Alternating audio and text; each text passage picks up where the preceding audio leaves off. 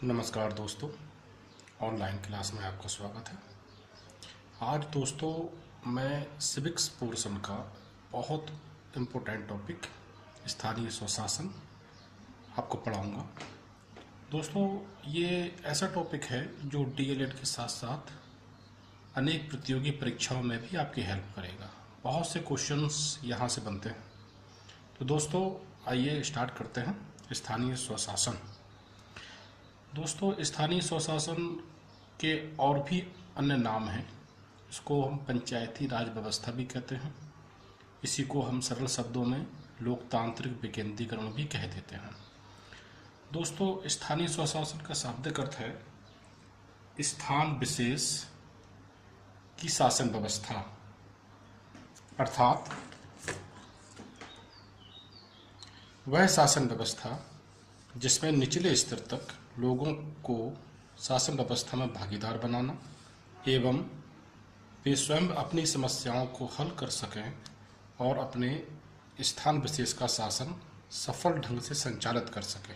इस तरह की शासन व्यवस्था को हम कह देते हैं स्थानीय शासन व्यवस्था या पंचायती राज व्यवस्था। दोस्तों संविधान के अनुच्छेद 40 में इसका विवरण है और थोड़ी सी पृष्ठभूमि आपको मैं बता दूं इसकी कि स्थानीय स्वशासन प्राचीन काल से ही भारत में चलन में है। इसका प्रारंभ मौर्य काल से माना जाता है, लेकिन सबसे ज़्यादा प्रसिद्धि स्थानीय स्वशासन को चोल शासन काल में मिलती है। चोल दक्षिण भारतीय शासन व्यवस्था के बहुत प्रभावशाली शासक रहे हैं, जो तमिलनाडु के आसपास के क्षेत्रों में अपना शासन चलाते थे।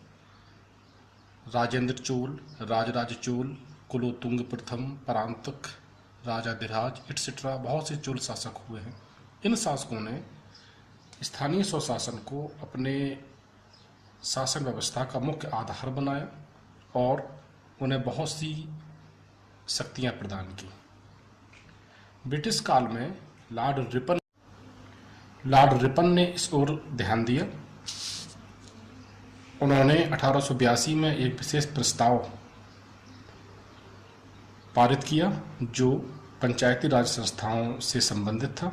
इनके इस प्रस्ताव को स्थानीय स्वशासन का मैग्ना कार्टा कहा जाता है और इसीलिए रिपन को स्थानीय स्वशासन का जनक, father of local self government कहा जाता है। दोस्तों रिपन ने अपने प्रस्ताव में कहा कि अगर हमें शासन व्यवस्था को निचले स्तर तक बहुत बेहतर ढंग से चलाना है तो इसको दो भागों में बांटना पड़ेगा। नंबर पहला उपखंड, जिसको तालुका कहा, और नंबर दूसरा जिला बोर्ड, जो जिला लेवल से संबंधित था। इन्होंने अपने इस प्रयास को मद्रास प्रेसिडेंसी में लागू करने का प्रयास किया। 1907 में ब्रिटिश सरकार ने पंचायती राज संस्थाओं की स्थिति को जांचने के लिए 1907 में एक विशाल आयोग का गठन किया, जिसका नाम शाही आयोग या राज्य विकेंद्रीकरण आयोग रखा गया और इसके अध्यक्ष C.H. हॉबहाउस को बनाया गया। धीरे धीरे इन पंचायत राज व्यवस्थाओं का और विकास हुआ और विस्तार हुआ और स्वतंत्रता प्राप्ति के बाद भारत सरकार ने भी इस दिशा में अनेक प्रयास किए। भारतीय प्रधानमंत्री श्री जवाहरलाल नेहरू जी ने 1952 में एक मंत्रालय बनाया जिसका नाम पंचायती राज एवं सामुदायिक मंत्रालय रखा गया। यह मंत्रालय गांधी जी के स्वप्न ग्राम स्वराज की प्रेरणा से बना था, लेकिन चूंकि इसमें स्थानीय जनता को बहुत ज़्यादा प्रतिनिधित्व नहीं दिया गया था, इसलिए यह कुछ ही समय में असफल हो गया। इस मंत्रालय की अध्यक्षता S.K. डे के निर्देशन में। दोस्तों कभी कभी ये पूछते हैं कि वह कौन से व्यक्ति थे जिन्होंने पंचायती राज व्यवस्थाओं के प्रश्न पर विरोध किया था। दोस्तों श्री B.R. अम्बेडकर जी ने पंचायती संस्थाओं का विरोध किया क्योंकि उनको ये लग रहा था कि ग्राम पंचायत स्तर पर जो गरीब और पिछड़ी जातियां हैं उनको पर्याप्त प्रतिनिधित्व का अवसर नहीं मिलेगा और उनका शोषण होगा, इसीलिए उन्होंने विरोध किया। तो दोस्तों यहाँ तक सारी चीज़ें क्लियर हैं। बहुत इम्पोर्टेंट टॉपिक है ये, बहुत से क्वेश्चंस बनते हैं, आप ध्यान से समझिए। इसके बाद दोस्तों राष्ट्रीय विकास परिषद की सिफारिश पर भारत सरकार ने इसके गठन की दिशा में आगे प्रयास किए और अनेक प्रकार की समितियों का गठन किया, जिसमें 5 प्रमुख समितियां पंचायती राज शासन व्यवस्था से संबंधित हैं। सबसे प्रमुख पहली बलवंत राय मेहता समिति 1957 में गठित हुआ। इसको ग्रामोद्धार समिति भी कहा जाता है। बलवंत राय मेहता जी प्रथम समिति थी जो पंचायती राज व्यवस्था से रिलेटेड थी। इन्होंने 3 स्तरीय पंचायत का सुझाव दिया। 3 स्तर, 3 लेवल। नंबर पहला ग्राम, नंबर दूसरा प्रखंड जिसको आजकल हम ब्लॉक कह देते हैं, नंबर तीसरा जिला। ग्राम स्तर पर ग्राम पंचायत, प्रखंड स्तर पर पंचायत समिति और जिला स्तर पर जिला परिषद। तो इस तरह से इन्होंने सुझाव दिए। 1958 में राष्ट्रीय विकास परिषद ने इनके सुझाव को स्वीकार किया और लागू करने का प्रयास किया। सबसे पहले आंध्र प्रदेश वह पहला राज्य था जहां प्रायोगिक या पायलट प्रोग्राम के तौर पर पंचायतों व्यवस्था को लागू किया गया। यह अगस्त 1958 में हुआ।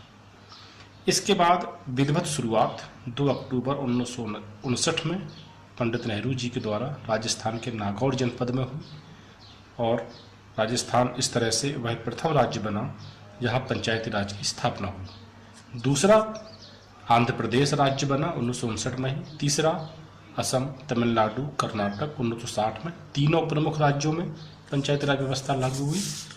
चौथा महाराष्ट्र 1962 में। तो इस तरह से चूंकि बलवंत राय मेहता ने सबसे पहले ये सुझाव दिया था, इसलिए दोस्तों वेरी इंपॉर्टेंट, इन्हें पंचायत व्यवस्था का शिल्पकार कहा जाता है। इसके बाद 20 साल तक यही ढांचा, यही सिस्टम लागू रहा। 20 साल के बाद भारत सरकार ने दूसरी समिति के गठन की आवश्यकता महसूस की और उसका गठन किया गया और ये थी अशोक मेहता समिति। इसका गठन 1977 में हुआ। क्या जरूरत थी, क्या इसकी आवश्यकता थी? जैसा चल रहा था वैसा चलने देते, लेकिन नहीं। क्या आवश्यकता पड़ी? जो पंचायती सिस्टम चल रहा था वो कहाँ तक सफल हुआ, यानी कि उसका मूल्यांकन करना और इसे और प्रभावशाली कैसे बनाएं, इस पर सुझाव देने के लिए इस समिति का गठन किया गया था।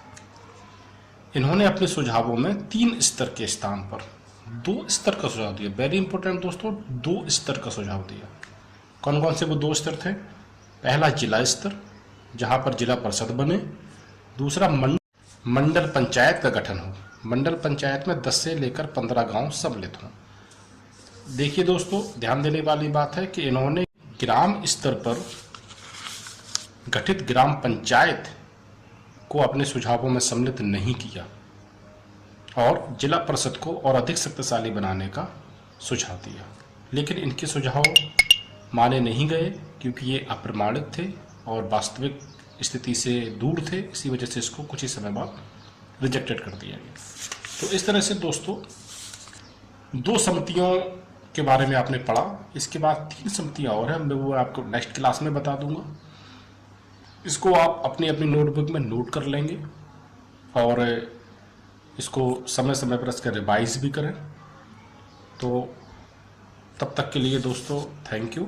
जो चीज़ समझ में ना आए आप कमेंट में उसको बता सकते हैं, इंडिकेट कर सकते हैं। और अगर कुछ और स्पेशल या और कोई टॉपिक पढ़ना चाहते हैं तो वो भी आप कमेंट में मेंशन कर सकते हैं। Okay, thank you.